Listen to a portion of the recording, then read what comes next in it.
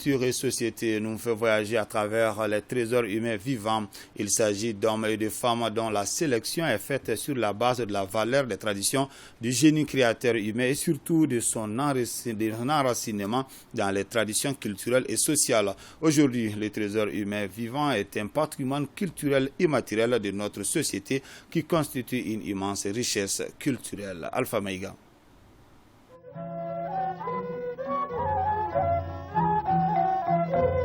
THV. Ce sont les trésors humains vivants que l'UNESCO a demandé depuis 1993 à ses pays membres de célébrer. Les trésors humains vivants sont des personnes qui incarnent à un niveau très élevé des compétences, des connaissances, des savoirs et savoir-faire nécessaires à l'exécution ou à la récréation de certains aspects du patrimoine culturel immatériel. La sélection de ces THV se fait sur la base de la valeur des traditions et des expressions concernées en tant que témoignage du génie créateur humain et l'enracinement dans les traditions culturelles et sociales.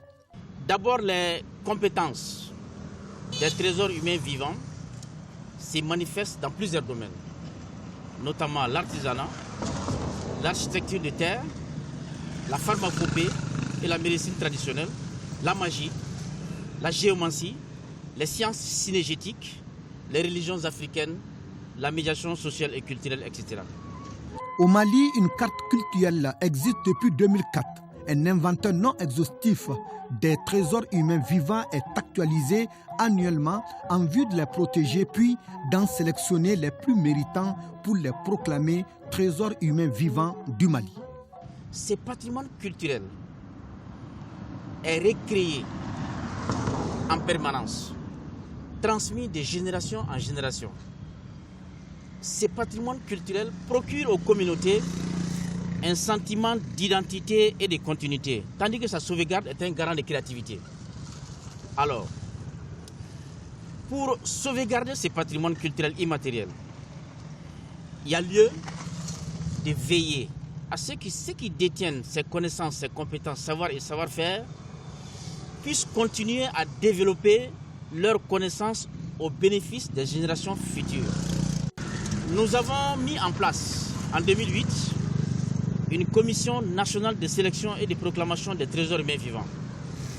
Cette commission est chargée d'élaborer les critères de sélection des trésors humains vivants, d'élaborer un code de conduite des trésors humains vivants, d'identifier les trésors humains vivants et de les reconnaître en les proclamant.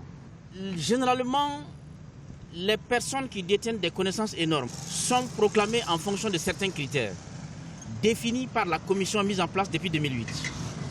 Pour leur caractère représentatif au sein de leur communauté et aussi le risque de voir leurs connaissances, compétences disparaître.